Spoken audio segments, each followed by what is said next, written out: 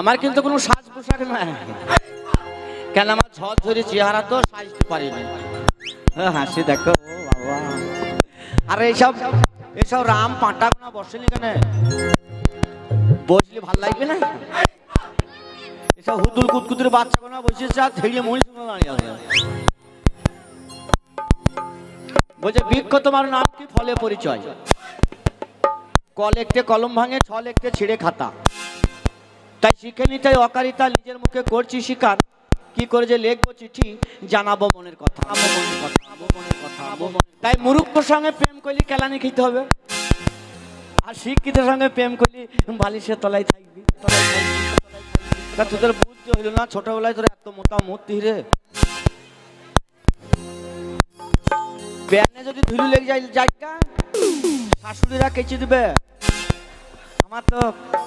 তাই যাক, বিভিন্ন ধরনের গান শুনলেন। যাকে এখানকার ডাঙ্গাপাড়ার মানুষ, কিছু কিছু ভাই, মিন্টু ভাই, জামাল ভাই, সিরাজ ভাই, এখানকার মানুষ, সাব্বির ভাই, সব কিছু লোক আমাকে ভালোবাসে। তাই এই সব রকম গানের মাঝে আমি একটা মায়ের গান করছি। কেন? মা আমার খুব প্রিয় জিনিস। কেন? মা চলে গেলে আর মা পাবো না। তাই মারা যখন 10 মাস 10 দিন পেটে ধরে, খুব কষ্ট করে ধরে। তাই ছেলে যখন বড় হয়, মারা মনে করে ছেলে আমার সাহারা হবে। কিন্তু ছেলে যখন চোখ ফুটে যায়, মাহারা তখন আর কিচ্ছুই পায় না। তখন বলে বাবা 10 টাকা হবে, কিন্তু বকায়ও না তো, কিন্তু মোবাইলের ব্যালেন্স মারার জন্য 300 টাকা রেখে দেবে।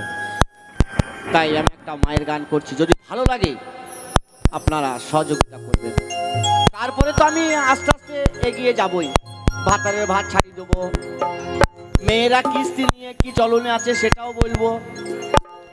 তা মায়ের গান দিয়ে শুরু করছি। গরিবে ধরেছে মা,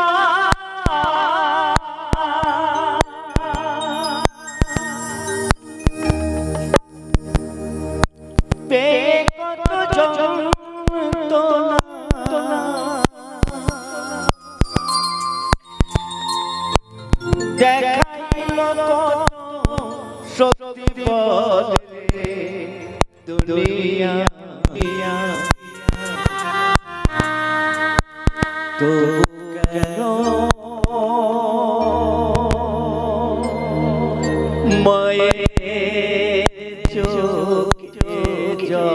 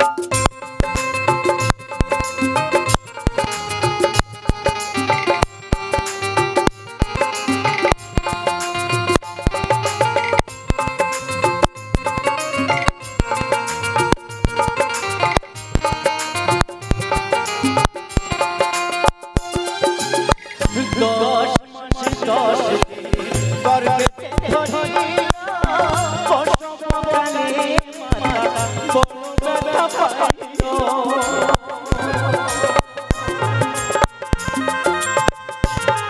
দশ মাস 10 দিন গর্ভেতে ধরিল বর্ষাকালে মাতা বড় ব্যথা পাইল।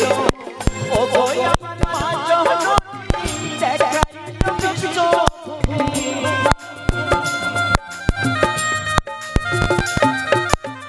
ও গো আমার মা জননী দেখাইল বিশ্বভূমি।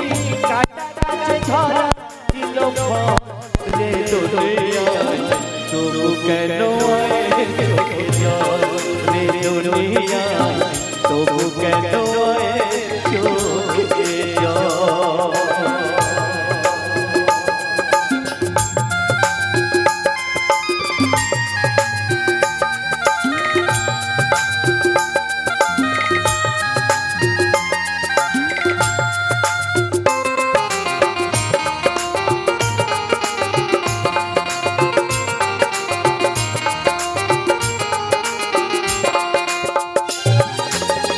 কেউ বা করে মায়ের পূজা, কেউ বা করে অনাচার, অছাড়া জগতে আমার আর যে কেউ না।